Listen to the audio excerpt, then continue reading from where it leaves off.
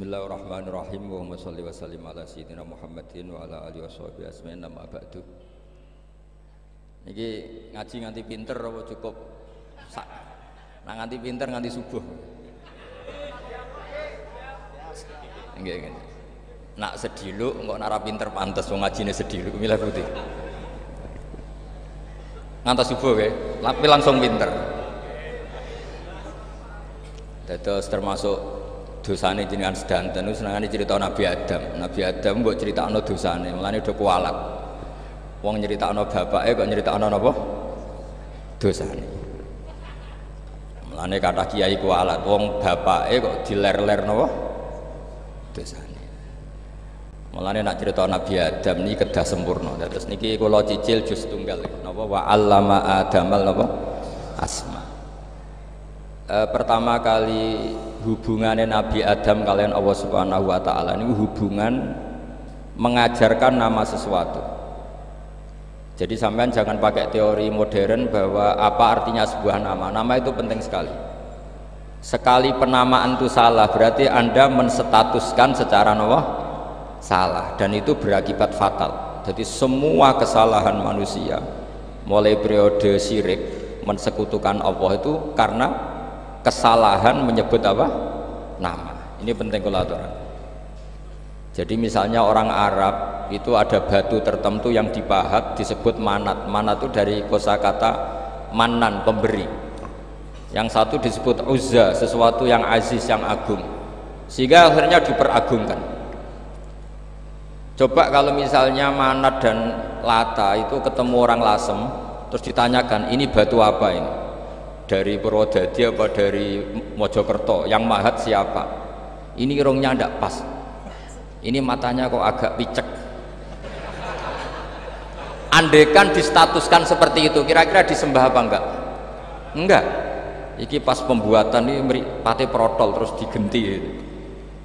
Sehingga setiap kemusyrikan itu semua para nabi ngendikan in hiya illa asmaun sammaitumuha antum wa aba'ukum ma anzalallahu biha min sultan. Sebagian ayat ma anzalallahu biha min sultan. Bahwa kesalahan-kesalahan yang kamu timbulkan itu karena kamu kesalahan bikin nama. Makanya status itu penting. Nanti sampean tahu pentingnya yang saya katakan ini. Nanti setelah sampean mati, nanti mesti nyari saya karena kenangan ngaji ini. Ini Mas Atabik itu mas saya, beliau seorang dokter, tapi saya tidak akan bilang dia dokter karena nanti anak cucunya inginnya jadi dosen. Tapi kalau saya menstatuskan dia turunan Mbah Sambu, babai wong alim. Wah anak putune nak alim isin. Dia nak di status no pegawai negeri dosen. Wah anak putune golek duit ya pikirannya kan. Karena status itu mengilhami ya, Pak. Status itu karena itu yang dikatakan. Makanya ini penting. Fir'aun ketika dianggap sebagai Tuhan itu karena dia berhasil menamakan dirinya orang yang nggak pernah sakit dan dia penguasa. Penguasa itu artinya apa? Dia memimpin sekian orang, akhirnya dianggap Tuhan. Tapi ketika debat terbuka sama Nabi Musa, pertama mohon standar mohon gimmick. Pertama kata Fir'aun, wama Rabbul Alamin, lalu Tuhan kamu itu siapa? Kata Musa, yang menuhani langit dan bumi. Fir'aun masih bisa berargumentasi, setahu saya di bumi Tuhan hanya saya. Soal kemungkinan Tuhan Anda di langit, terus Fir'aun nyuruh Haman, ya Haman ibnili sorhal la'ali abluhul asbab as-samawati fa'attali'a ila ilahi Musa. Tapi kalau itu dibuktikan, nanti Musa pasti kalah, karena kalau Fir'aun naik ke langit pasti gak melihat Tuhan. Wong yang Nabi saja agak ngelihat apalagi Fir'aun, pasti dia bilang nggak ada. Tapi apa yang bisa mengalahkan Fir'aun adalah argumentasi status. Kata Musa, Rabbukum wa Rabbu abaikumul awalin, yang nuhani nenek moyang kamu. Artinya kalau Fir'aun Tuhan itu berarti Tuhan balita, karena mbah-mbahnya dulu tanpa Tuhan, karena Tuhannya lahir terlambat. Akhirnya Fir'aun saat itu juga para pengikut Fir'aun langsung menjadi mukmin meskipun menyembunyikan imannya. Karena kalau Fir'aun Tuhan berarti mbah-mbahnya tidak punya Tuhan, karena Tuhannya baru dilahirkan kemudian. Artinya gini, andai kan Fir'aun distatuskan al-maulud, orang yang dilahirkan, maka tidak akan ada orang yang menuhankan Fir'aun.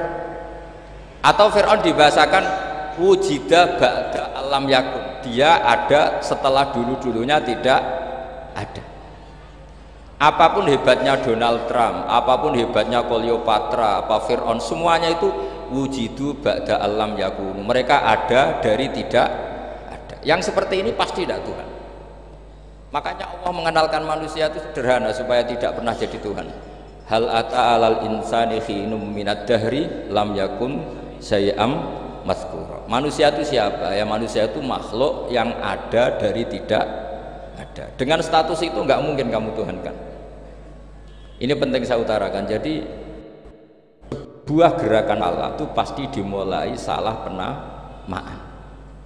Makanya saya kemarin ketika Mbah Mun intaqala ila rafiqil a'la, ketika beliau wafat, saya bilang ke anak-anak Anwar, statuskan Mbah Mun sebagai orang alim, alama, al-faqih, muridnya Sayyid Alawi, muridnya Mbah Zubair.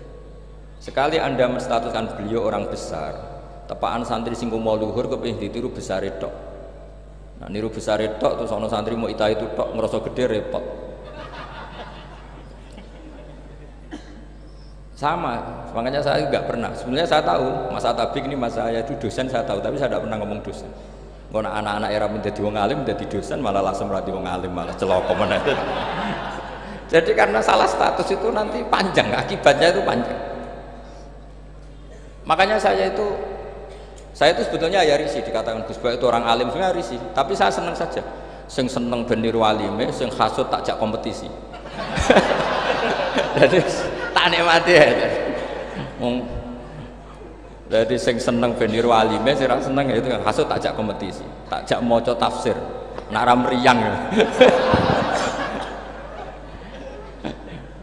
Engko ono paling maca primbon mek terjemah. Ini penting, jadi itu sing disebut wa'allama adamal asma. Makanya Allah itu mengkritik semua kesalahan manusia dimulai dari salah penamaan. Makanya saya kemarin Pak Pilpres sering bilang, kalau presidennya ini maslahat, kalau enggak ini enggak maslahat. Mana ada kemaslahatan ditentukan hanya oleh seorang presiden. Itu tauhid kita di mana? Memang kita secara syariat harus milih sesuai istihad kita, tapi tidak usah dong menggantungkan kesejahteraan sama seorang makhluk, itu tidak boleh, secara tauhid tidak boleh.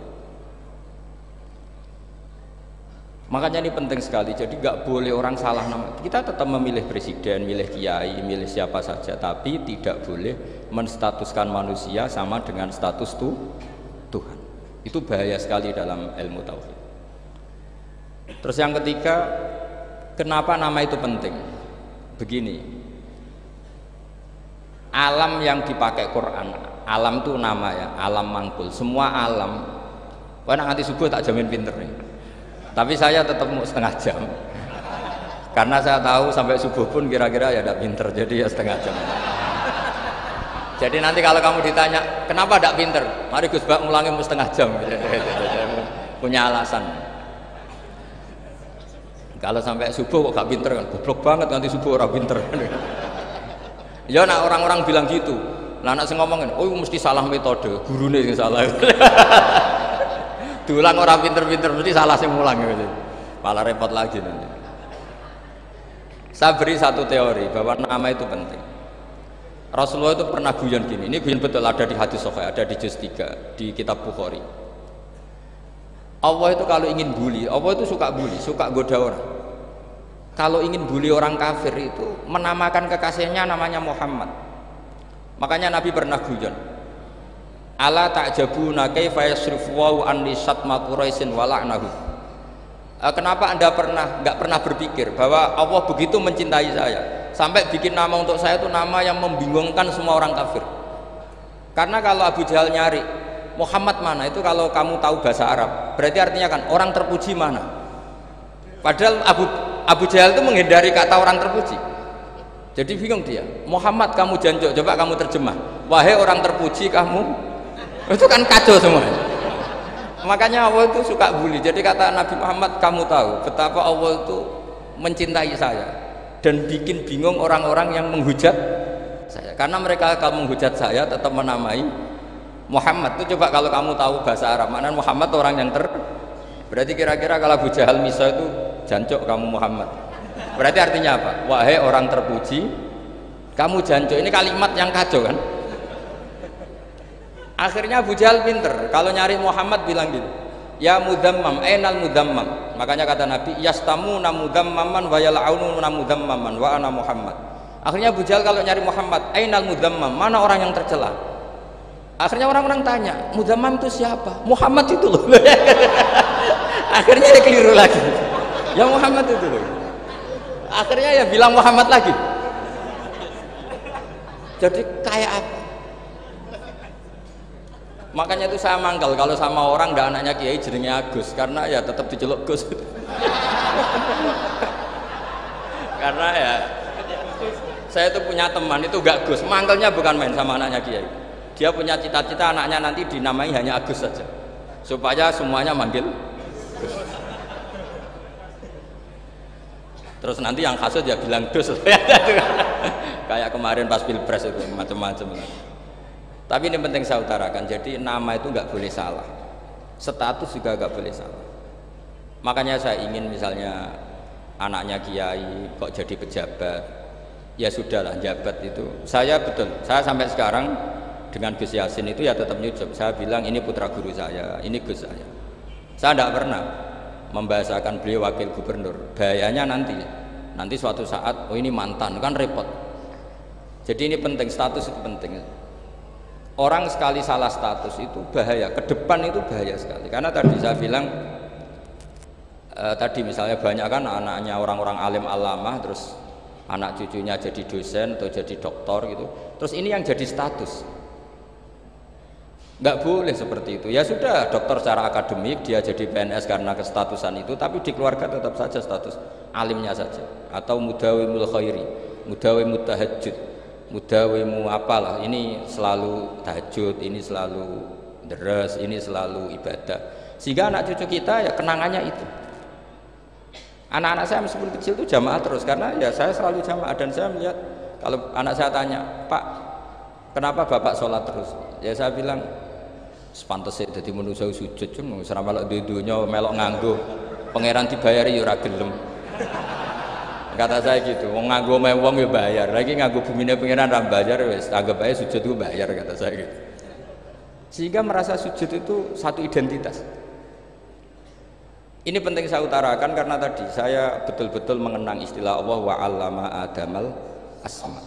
Semua kesalahan itu kata para nabi in hiya illa asmaun samaitumuha antum wa abaukum. Kita membahasakan dari presiden Amerika orang terkuat di dunia. Bagaimana mungkin orang terkuat kemudian agak mangan sedino lemes? Hebatnya ning ndi? Iku nak pas mules weteng ya agak ngising ya lemes. Hebatnya apa? Makanya Allah ketika menerangkan Isa itu tidak Tuhan, itu Allah sederhana cara ngendikan. Kana yakulani amal masih ibnu Maryam illa rasul. Qad khalas min qablihir rusul. Wa ummuhu siddiqah kana yakulani ta'am. Artinya kalau Isa itu tidak mangan ya lemes. Nak keluargen ya kudu ngising. Lah terus mbok sembah terus piye? Jadi gak kebayang seorang Tuhan kemudian kalau gak makan tuh lemes. Berarti statusnya Isa apa? Orang yang lemes kalau tidak makan. Terus kamu Tuhan kan? Aneh gak? Aneh. Jadi andaikan manusia dengan status yang diterapkan Allah, yang distatuskan Allah, itu pasti tidak ada yang salah. Karena yakulanit. Begitu juga kita juga gitu. Saya teruskan ya. Nah ini sekaligus latihan tauhid sama latihan tafsir.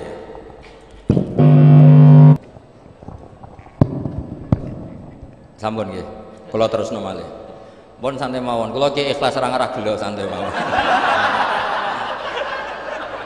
Wong umpama ora sida ngaji ora gelo apa meneh trimo mik rusak. Santai. Nggak, karena saya itu insya Allah nggak akan pernah salah nama. Saya punya cerita ya, tentang nama itu. Ketika seseorang baik sama tetangga, itu kalau sampean seorang mukmin yang mukhlis, mukmin yang ikhlas? Pasti ya karena diperintah Allah. Saya ngajar seperti ini karena diperintah Allah. Baik sama pernah sepuh karena saya turunan Mbak Sambu, ya karena menghormati Mbak Sambu. Itu bagus. Sehingga dulu itu ada ulama, saya berkali-kali cerita, ada ulama punya tetangga itu berdua anak muda. Ya Ahmad, silahkan ke rumah saya. Datang. Setelah datang ke rumah pemuda tadi, kata pemuda tadi, ya Ahmad silahkan kembali, saya tidak butuh kamu. Kembali Imam Ahmad dan santai saja. Setelah kembali sekian menit dipanggil lagi, ya Ahmad saya jadi butuh kamu, datang ke rumah saya. Datang lagi. Setelah datang, saya tidak butuh kamu, silahkan pulang. Pulang sampai 3 kali. Itu Imam Ahmad senangnya bukan main, kelihatan ceria senang. Lama-lama mudah ditanya, ya Ahmad kenapa anda tidak tersinggung, bukankah itu menyakitkan? Enggak kata saya, tapi saya akan menyebalkan. Enggak kata saya. Kata Imam Ahmad, kenapa aja? Saya ini diperintah sama Allah, kan apik mbek tangga, jadi nak mbok udang ya teko, mbok kon mulai ya mulai. Alhamdulillah iso nglakoni perintahe Allah, jadi aku ora ono hubungane mbek kowe. Sehingga orang itu gak bisa didikte oleh di sekelilingnya karena ya hubungannya langsung sama Allah Subhanahu wa Ta'ala. Jadi dulu itu orang jadi wali itu segampang itu. Kalau kamu kan enggak, hukum tentang tetangga itu kamu kayak orang kapitalis, kayak orang komunis, pakai teori sosial. Nak diapik yo apik, dieleki yo elek. Itu kan pikiran PKI. Artinya satu perilaku sosial didikte oleh makhluk itu perilaku orang mukmin atau orang PKI. Itu orang PKI. Kalau orang mukmin ya mangkana yu'minu billahi wal yaumil akhir fal yukrim jarahu. Kita baik sama tetangga karena diperintah Allah, sehingga kecewa ada kecewa ya santai saja. Imam Ahmad katanya, kenapa engkau tetap ceria? Aku ora urusan mbek kowe, urusanku mbek pangeran. Pangeran ngutus sampai mbek tonggo. Ya sudah seperti itu.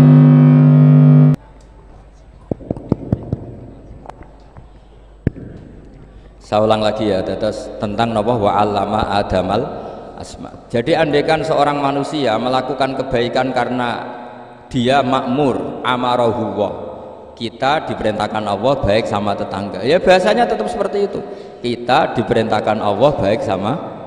Sehingga ketika ngalami kayak yang dialami Ahmad, kita santai saja. Ketika kita datang bi amrillah, ketika kembali ya bi amrillah, sehingga ya sudah kita dapat pahala. Tapi kalau kamu kedikte secara sosial, maka kamu akan menjadi orang murahan, yaitu seorang ulama didikte oleh anak muda yang kampungan. Justru kita kalah kan, kita kampungan sekali karena kita ulama senengnya kalau disenengkan orang, mangkelnya kalau dimangkelkan orang. Artinya apa? Kamu didikte makhluk. Itu kerennya di mana coba? Kerennya di mana? Nggak ada sama sekali. Apalagi yang dikte trimo canom sing goblok sing desa. Kamu seorang ulama besar. Tapi kalau kamu hubungannya dengan Allah, dia muji kamu, alhamdulillah dipuji. Dia memaki kamu, alhamdulillah dapat pahala lewat jalur sabar. Kan santai saja.